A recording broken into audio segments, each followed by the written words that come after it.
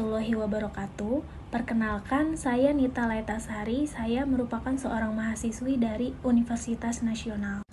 Untuk program studi yang saya ambil yaitu program studi Sistem Informasi.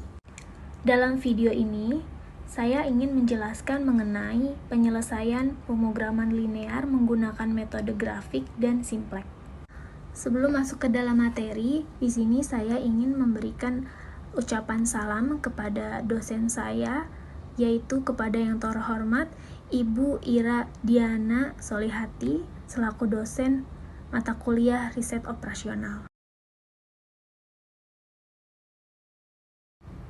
Salah satu contoh instansi pemerintahan yaitu Balai Pengamanan Fasilitas Kesehatan. Balai Pengamanan Fasilitas Kesehatan ini merupakan salah satu laboratorium pemerintahan yang bergerak di bidang penjualan TLD batch atau alat monitoring dosis personal. Dalam contoh studi kasus saya di sini disebutkan bahwa BPFK melakukan penjualan alat monitoring personal atau disebut dengan TLD batch. Dalam studi kasus tersebut disebutkan bahwa terdapat dua tipe macam TLD. Yang pertama yaitu tipe Harsau dan tipe BARC. BPFK Jakarta menjual TLD tersebut kepada pelanggan BPFK. Untuk harga jualnya sendiri untuk tipe Harsau ini dijual dengan harga Rp2.250.000 per unit. Sedangkan untuk tipe BARC dijual kepada pelanggan BPFK dengan harga Rp1.100.000 per unit, di mana BPFK membeli TLD tersebut dari supplier dengan seharga untuk tipe Harsau yaitu 2 juta, sedangkan untuk tipe BARC yaitu 1 juta. Untuk prosedurnya, biasanya sebelum TLD diserahkan atau dijual kepada customer BPFK, biasanya ini TLD harus dibawa ke laboratorium dulu untuk dilakukan proses uji zero check. Untuk proses uji zero check itu sendiri, untuk tipe Harsau memerlukan waktu 2 jam, sedangkan untuk tipe BARC memerlukan waktu yang lebih cepat dalam proses zero check yaitu 1 jam. Setelah dilakukannya zero check, biasanya selain itu TLD harus dilakukan proses verifikasi data hingga pemasangan holder. Untuk proses verifikasi data serta pemasangan holder itu sendiri, untuk tipe Harsau memerlukan waktu lebih cepat yaitu 1 jam, sedangkan untuk tipe BARC ini memerlukan waktu 2 jam. Setiap TLD yang di zero check itu dilakukan dengan menggunakan mesin reader yang berbeda setiap tipenya, di mana mesin itu sendiri memiliki batasan waktu pengguna yaitu tidak boleh melebihi 8 jam. Sedangkan waktu untuk pelayanan verifikasi data serta pemasangan holder ini maksimal hanya 6 jam. Dalam studi kasus ini, kita akan menentukan berapa jumlah unit TLD agar dapat menghasilkan laba maksimum serta kita akan menentukan besar labanya.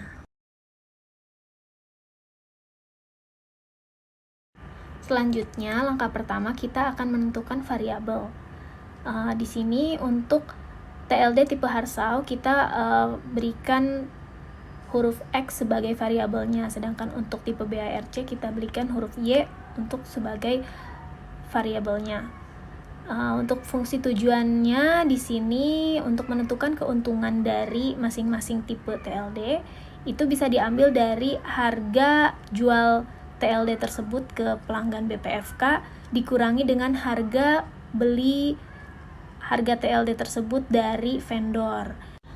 Untuk fungsi tujuan keuntungan TLD tipe Harsau di sini yaitu 2.250.000 dikurangi harga beli TLD-nya dari vendor itu 2 juta. Jadi keuntungan dari satu TLD tipe Harsau yaitu 250.000. Sedangkan untuk keuntungan dari tipe TLD BARC, harga jual ke customer BPFK itu 1.100.000 dan harga semula dari vendor itu BPFK membeli dengan harga 1 juta. Jadi di sini ada untung 100.000 untuk tiap unit TLD BARC. Nah, untuk fungsi tujuannya ini nanti X ditambah Y, yaitu diambil dari keuntungan penjualan tipe TLD Harsau ditambah keuntungan penjualan tipe TLD BARC. Nah, di sini kita akan menentukan kendala yang ada di studi kasus tersebut. Untuk langkah pertama, di sini saya membuat tabel. Untuk isi tabel itu sendiri ada kendala, kemudian variabelnya, dan batasan maksimalnya, kolom batasan maksimalnya. Untuk kendala itu sendiri yaitu ini dikategorikan 2. Nah, untuk kolom pertama di sini ada kolom kendala. Ini kita kategorikan dari proses pengerjaannya. Yang pertama tadi ada proses zero check. Itu kendala pertama. Kendala yang kedua yaitu proses verifikasi data serta pemasangan holder. Namun di sini saya singkat yaitu pemasangan holder. Selanjutnya ada kolom variabel tipe TLD Harsau dan sebelah kanan ada tipe TLD BARC. Dan kolom yang terakhir itu waktu, itu kolom batasan waktunya. Langkah pertama di sini kita membuat proses penyederhanaan dari kendala itu sendiri, yaitu di sini ada 2x plus y kurang dari sama dengan 8. Artinya tadi ini untuk kendala pertama ini kan ada di zero check ya. Di zero check ini berarti untuk tipe TLD Harsau proses zero check-nya itu 2 jam, sedangkan BARC 1 jam. Dan untuk proses zero check itu sendiri tidak boleh melebihi waktu 8 jam. Atau kalau dari penyederhanaannya pakai tanda kurang dari sama dengan 8. Nah, untuk yang bawah juga sama. Ini untuk pemasangan holder di sini untuk tipe Harsau menghabiskan waktu 1 jam, sedangkan untuk BARC itu 2 jam. Dan untuk pemasangan holder ini pelayanannya maksimal 6 jam.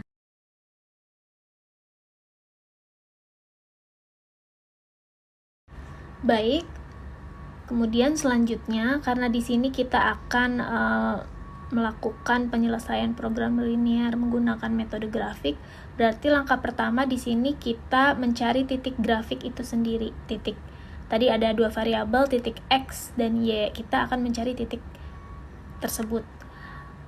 Nah, di sini saya sengaja pisahkan warna biru dan warna merah. Untuk mencari titik itu sendiri kita ambil dari bentuk penyederhanaan fungsi kendala tadi. Kan yang pertama itu kendalanya diambil dari zero check, kemudian dari proses verifikasi yang zero check. Yang pertama itu kan untuk zero check 2x plus y kurang dari sama dengan 8. Nah, di sini kita rubah dulu 2x plus y, kita ganti tanda kurang dari sama dengannya menjadi sama dengan 8. Contohnya di sini 2x plus y sama dengan 8. Kemudian jika kita, karena di sini kita menggunakan grafik, kita coba dulu untuk x sebagai 0. Jadi jika x sebagai 0, maka x-nya kita ganti 0. 2 dikali 0 plus y sama dengan 8. Nah, 2 dikali 0 itu berarti kan 0 habis. Kemudian selanjutnya y turun ke bawah. Nah, y ini kan 1 ya, sama dengan 1.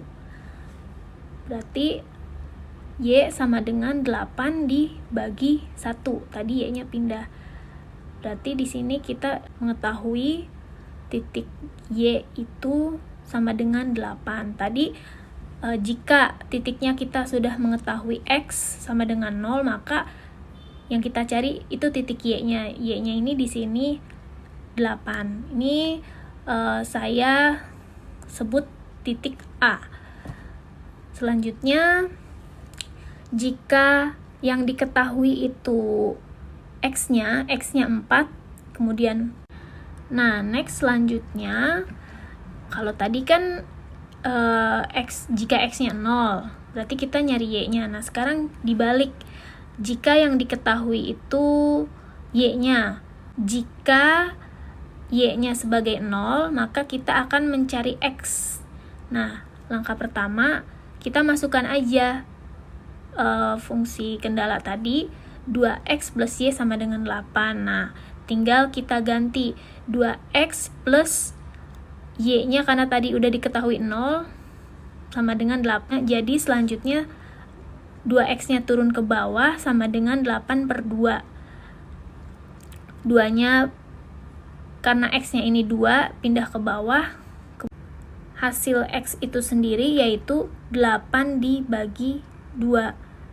X sama dengan 4. Jadi titik X-nya itu 4. Ini saya sebut dengan titik B. Selanjutnya, ini fungsi kendala yang, kalau tadi yang 2 itu kan fungsi kendala di zero check, proses zero check. Nah, ini selanjutnya kita mencari titik di fungsi kendala waktu verifikasi data atau pemasangan holder. Jadi kita lanjutin aja. Untuk persamaannya tadi, waktu kendalanya itu X plus 2Y sama dengan 6. X. Nah, ini sama. Jika yang pertama, jika X diketahui 0, maka kita akan mencari titik Y-nya. Jadi tinggal dimasukkan aja seperti tadi. X-nya 0 habis, ditambah 2Y sama dengan 6. Jadi 2Y sama dengan 6 per 2. Karena 2-nya pindah. Kemudian Y itu diambil dari 6 dikurangin 2. Hasilnya Y sama dengan 3. Nah, ini saya sebut dengan titik yang ketiga atau C. X-nya 0, Y-nya 3. Selanjutnya yaitu jika yang diketahui itu Y sama dengan 0, maka kita akan mencari X, nilai X-nya. Di sini X plus 2Y sama dengan 6. Kita mencari X-nya.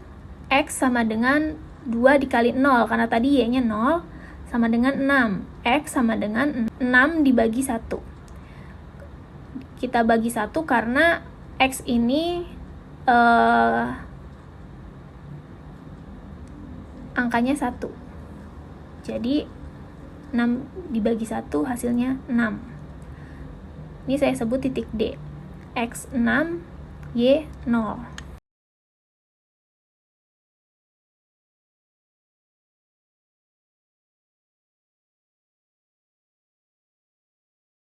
Kemudian langkah selanjutnya kita akan mencari titik E ya, yang terakhir. Ini caranya dengan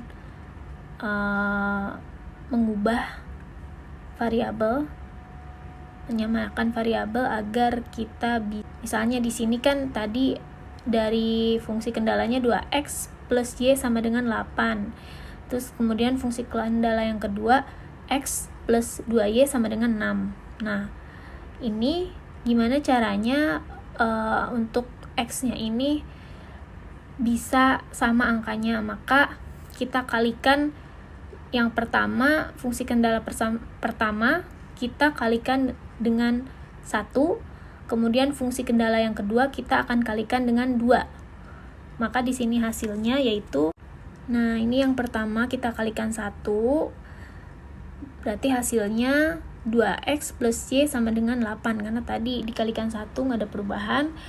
Untuk yang bawah kita kalikan 2, semuanya kita kali. X dikali 2 sama dengan 2X, Y-nya dikali 2 jadi 4Y, 6-nya juga kita kalikan 2 jadi 12. Kemudian antara fungsi kendala yang pertama dan kedua, karena di sini kita sudah menyamakan angka, X-nya 2 dikurangi 2 berarti X-nya habis. Kemudian kita kurangi Y pertama dikurangi 4Y, hasilnya jadi 3Y. Kemudian 8 dikurangi 12, hasilnya minus 4. Nah, di sini kita akan mencari Y-nya. Tadi terakhir itu min 3Y sama dengan min 4. Agar kita menemukan Y, maka min 3-nya kita pindah ke sebelah kanan, turun. Jadinya min 4 dibagi min 3. Maka hasilnya negatif ketemu negatif, hasilnya positif. Maka hasilnya Y sama dengan 1,33. Tadi 4 dibagi 3. Nah, di sini berarti untuk titik Y-nya diketahui 1,33. Nah, sekarang kita gantian coba mencari X-nya. Untuk mencari X-nya, pertama kita akan cari X-nya ya. Kalian bisa pilih salah satu persamaan, mau yang 2X plus Y sama dengan 8 atau X plus 2Y sama dengan 6. Di sini saya ambil yang salah satu, yang 2X plus Y sama dengan 8. Jadi saya masukkan persamaannya 2X plus, karena tadi Y-nya sudah ketahuan 1,33, maka tinggal dimasukkan aja. Y-nya kan 1, berarti dikali 1,33 sama dengan 8.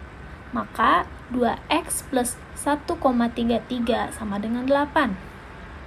Ini kita sederhanakan. Untuk 1,33-nya pindah ke sebelah kiri, jadi kita kurangin 2X sama dengan 8 dikurangi 1,33. 2X-nya turun sama dengan 6,67 dibagi 2. 2-nya turun, kita bagi, hasilnya menjadi X sama dengan 6,67 dibagi 2. Jadi hasil X-nya itu 3,3. Selanjutnya, jika kita telah mengetahui hasil X dan Y, maka ini kita sebut titik E, saya sebutnya titik E, yaitu X-nya 3,3 dan Y-nya 1,33. Baik, kemudian selanjutnya kita akan coba masukkan nilai X dan Y tadi ke dalam fungsi maksimal. Z sama dengan 250.000 X plus 100.000 Y. Jadi karena udah diketahuin X dan Y-nya, berarti tinggal dikali aja. 250.000 dikali X-nya tadi 3,3 plus 100.000 dikali Y-nya tadi 1,33. Maka di sini hasilnya perkalian 250 dikali 3,3 yaitu 825.000. Sedangkan untuk 100.000 dikali 1,33 yaitu 133.000. Masing-masing hasilnya kita jumlahkan, maka keuntungannya itu di sini 958.000.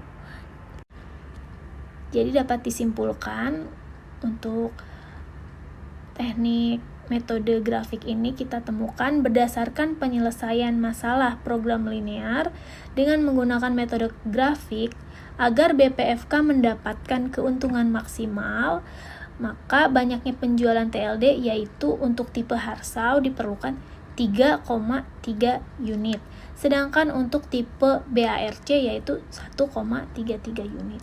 Dengan keuntungan yang diperoleh tadi, labanya yaitu sekitar Rp958.000.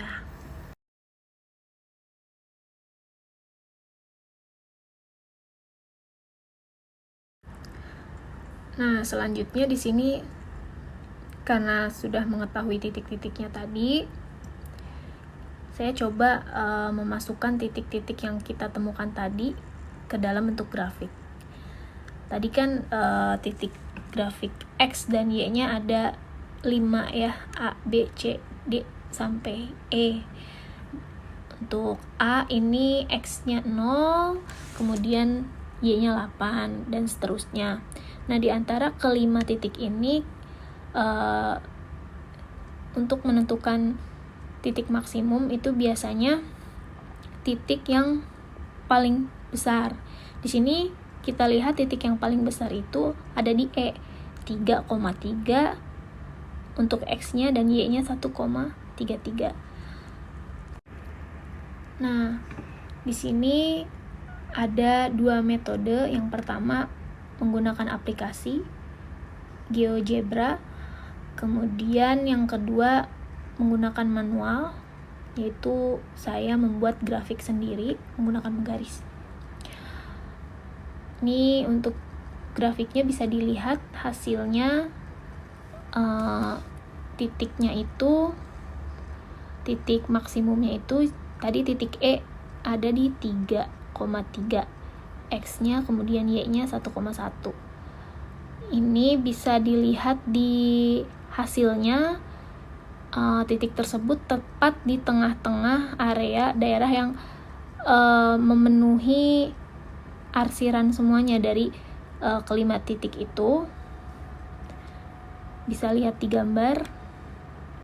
Jadi bisa dilihat di grafiknya untuk titik maksimumnya ini, dia berada di tengah-tengah atau di area yang memenuhi semua arsirannya. Ini bisa dilihat bedanya untuk tampilan aplikasi di sebelah kiri dan tampilan manual yang saya buat itu di sebelah kanan. Hasilnya sama, dan sama dengan tadi yang kita hitung. Baik, untuk selanjutnya kita lanjutkan mengenai penyelesaian pemrograman linear menggunakan metode simplex. Di sini pertama-tama kita tentukan dulu fungsi kendalanya. Untuk menentukan fungsi kendala ini langkahnya sama seperti metode grafik. Di sini fungsi kendalanya masih sama, mengikuti soal studi kasus, yaitu 2x plus y tidak boleh lebih dari sama dengan 8. Kemudian untuk fungsi kendala yang kedua yaitu x plus 2y tidak boleh lebih dari sama dengan 6. Selanjutnya di sini ada rumus keuntungan maksimum sama seperti di metode grafik. Z sama dengan 250x plus 100y. Hanya di sini saya perkecil angkanya. Jadi 3 digit di belakang nolnya saya hilangkan. Langkah selanjutnya, jika telah menentukan fungsi kendala, selanjutnya kita melakukan mengubah angka menjadi bentuk kaonik. Jadi mengubah variabel angka tadi ke dalam bentuk kaonik. Baik, untuk bentuk kaonik yang pertama, di sini ada rumus maksimalnya. Kan di atas tadi Z sama dengan 250 plus 100Y. Ini kita ubah menjadi bentuk kaonik. Caranya kita masukkan Z-nya. Untuk sama dengannya kita pindahkan nanti. Pertama di sini Z, kemudian angka 250 ini karena pindah jadi minus min 250x. Kemudian untuk y-nya menjadi sama minus min 100y. Kemudian di sini saya tambahkan variabel S1, tapi karena angkanya tidak ada, jadi di sini saya kasih angka 0, jadi minus 0S1, kemudian minus 0S2 sama dengan 0. Selanjutnya kita masukkan bentuk kaonik dari fungsi kendala tadi. Yang pertama 2x plus y plus S1, kemudian sama dengan 8. Dan fungsi kendala yang ketiga kita masukkan juga di bentuk kaoniknya, yaitu x plus 2y, kemudian plus S2 sama dengan 0. Maaf, sama dengan 6. Jadi untuk S1 ini turun ke bawah untuk di fungsi kendala pertama. Nah, fungsi kendala keduanya kita pakai S2.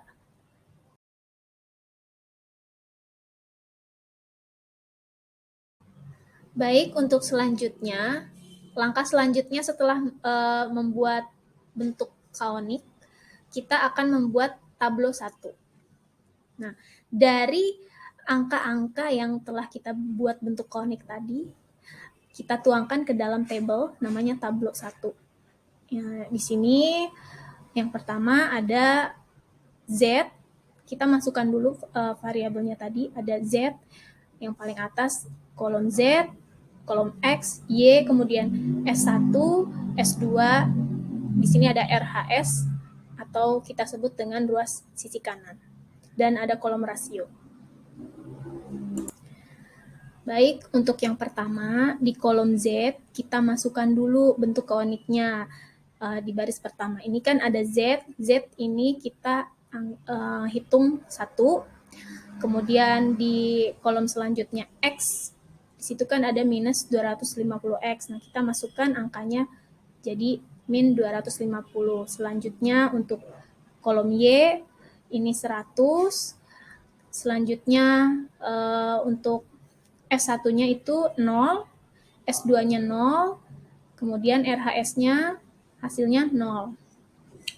Selanjutnya, baris selanjutnya di sini untuk fungsi kendala kedua, kita masukkan karena Z-nya ini tidak ada, jadi kita isi angka 0. Kemudian X-nya 2, Y-nya ini 1, S1-nya 1, karena tadi S2-nya tidak ada, di sini kan jadi kita isi 0, sama dengan 8, RHS-nya kita isi 8. Begitu juga dengan baris yang ketiga, S2. Di sini fungsi kendala yang kedua kita masukkan. Untuk Z-nya tidak ada, kita isi 0. Kemudian X-nya 1, Y-nya 2, S1-nya di sini tidak ada, jadi kita isi 0. Kemudian S2-nya ada, kita isi angka 1. Dan RHS-nya itu angka 6. Baik, kita lanjutkan. Setelah mengisi kolom-kolom tadi, barulah saya mengisi kolom sebelah kiri kedua. Di situ katakanlah kolom basic. Kolom basic ini diambil dari kolom-kolom yang telah kita isi dari bentuk kaonik tadi, kan ada nilai angka yang masih 0. Untuk X dan Y ini angkanya tidak ada yang 0, jadi yang kita masukkan cukup Z, kemudian S1, dan baris S2. Selanjutnya kita akan menentukan kolom kunci. Caranya kita lihat dari tablo ini, angka minus yang paling besar itu adalah yang akan menentukan tabel kunci. Di sini ada 250. Di 250 minus 250 ini kan merupakan angka minus yang paling besar. Jadi kita kunci kolom X ini sebagai kolom kunci. Selanjutnya, setelah melakukan menentukan kolom kunci, kita akan mencari unsur kunci. Untuk unsur kunci, untuk menentukan unsur kunci caranya yaitu tadi di fungsi kendala yang baris S1 dan baris S2, itu kan di kolom RHS-nya nanti kita bagi saja dengan kolom kunci. Contoh misalkan kita tulis hasilnya di kolom rasio kan masih kosong. Misalkan RHS-nya 8, 8 dibagi kolom kuncinya 2, maka hasilnya 4. Begitupun juga dengan baris selanjutnya. Untuk S2 ini RHS-nya 6, kita bagi dengan kolom kunci, nilai yang ada di kolom kunci X-nya yaitu 1, berarti 6 dibagi 1, hasilnya 6. Nah, langkah selanjutnya kita lihat dari hasil rasionya mana angka yang paling kecil. Angka yang paling kecil 4 sama 6 kecil 6, berarti kita kunci angka di angka 4 ini. Kita lihat di kolom kunci,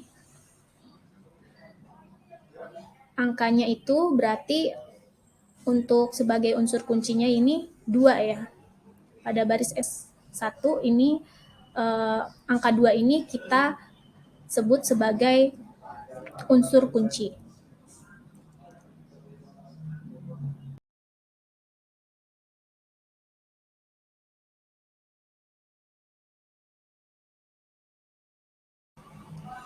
Nah, baik, itu tadi sebelumnya kita telah menyelesaikan proses pembuatan tablo 1. Next, langkah selanjutnya kita akan membuat tablo kedua. Caranya, di sini kita memerlukan operasi baris untuk mengisi. Nanti kan si table yang ada di tablo ini kita isi angka juga, tapi untuk mengisi angkanya itu kita perlu rumus menggunakan operasi baris.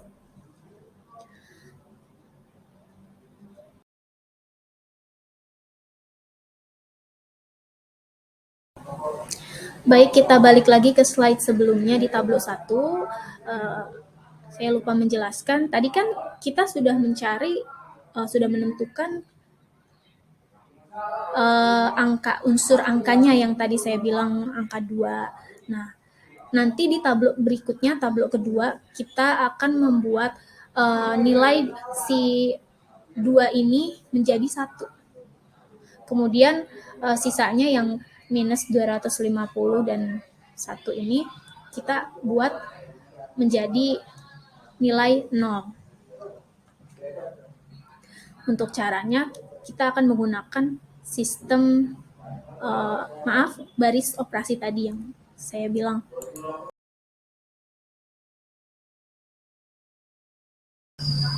Nah, di sini kita buat dulu operasi barisnya. Kalau di tablo 1 kan tadi ada B0, B1, B2. Nah, supaya membedakannya kita tambahkan seperti tanda petik di atas, kita sebutnya B1 aksen, B0 aksen, B2 aksen. Kita pertama-tama bikin B1 aksen dulu. Kenapa B1 aksen? Karena tadi untuk unsur angkanya ada di B1 aksen. Nah, tadi kan B1 aksen saya bilang angka tersebut kita mau jadikan angka 1. Caranya gimana? Berarti caranya itu adalah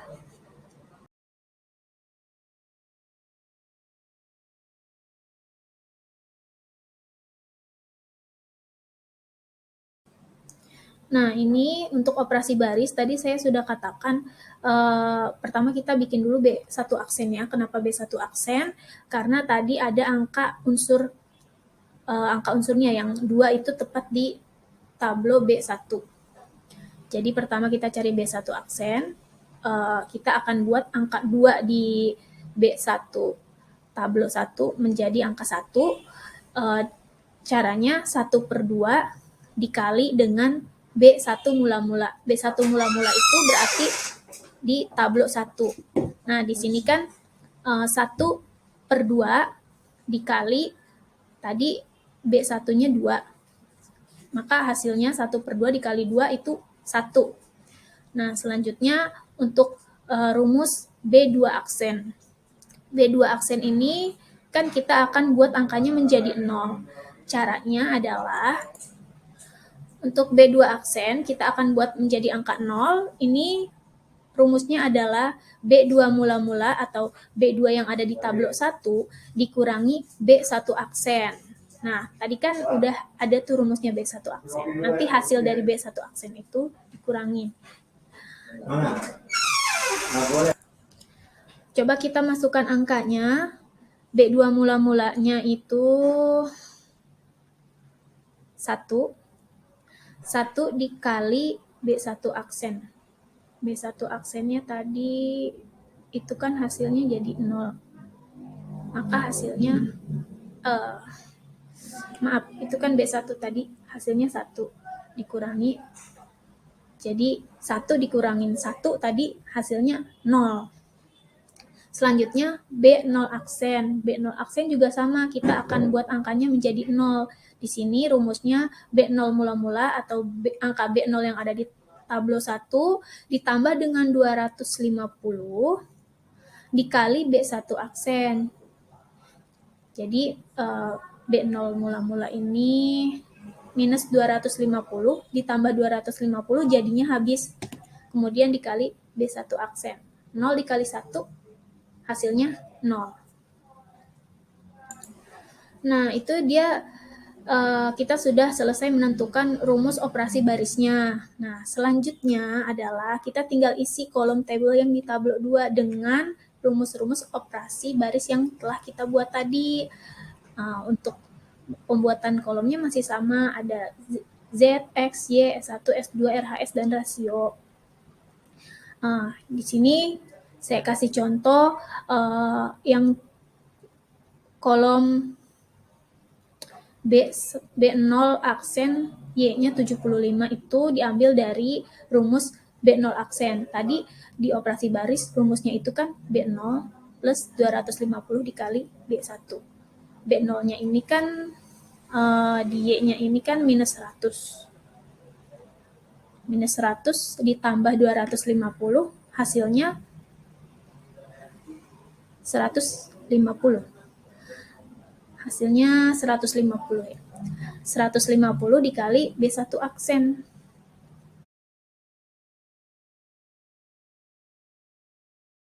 Maaf, mohon dikoreksi tadi salah ya. Untuk Y-nya seharusnya bukan 75, tapi 150 karena tadi kan B01-nya B0 mula-mulanya di Y-nya kan min 100. Min 100 ditambah 250 itu kan jadi 150. 150 dikali B1 aksen. Itu. B1 aksennya 1. Jadi hasilnya 150 harusnya. Oke. Selanjutnya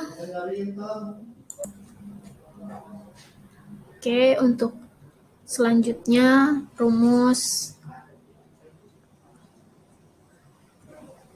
B2 aksen. Itu nanti tinggal dimasukin aja rumusnya 1/2 dikali B mula-mula. 1/2 dikali B mula-mula. Misalkan kita mau menentukan yang B2 nih, X-nya 0. B2-nya ini kan B2-nya ini kan mula-mula di tablo itu 0. 0 dikurangi B1 aksen. Hasilnya 0. Jadi itu untuk cara pengisiannya. Mengisi tablo 2 dengan rumus operasi baris. Kemudian hasilnya kurang lebih seperti ini hasil yang saya buat. Nah, di sini ternyata tabelnya belum optimum karena di sini masih ada di B0 aksennya masih ada angka minus. Ada 0, masih ada angka 0. Jadi kita lanjut bikin tablo 3 sampai benar-benar B0 aksennya itu optimum. Untuk cara pembuatan tablo 3-nya sama, nanti next dibikin lagi rumus operasi barisnya, dicari kolom kunci dan tadi unsur angkanya. Kemudian dibuat operasi barisnya untuk B aksen double, B1 aksen double, B2 aksen double, B0 aksen double, seperti itu. Nanti hasilnya jika sudah tabelnya optimum, nanti untuk menentukan X dan Y-nya ini dari kolom RHS. Tuh.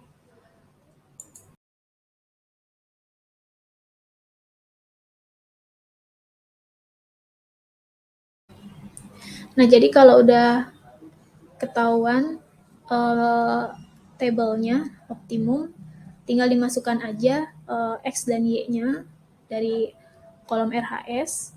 Caranya sama seperti metode grafik, dari fungsi maksimumnya 250x, X-nya kalau sudah ketahuan dimasukin angkanya saja, plus 100Y, sama Y-nya juga dimasukin angkanya, nanti 250 dikali hasil X plus 100 dikali hasil Y yang sudah ditemukan. Nanti untuk perhitungannya tinggal ditambahkan saja antara variabel X dan Y. Jadi nanti hasilnya seharusnya sama dengan metode grafik keuntungan maksimumnya.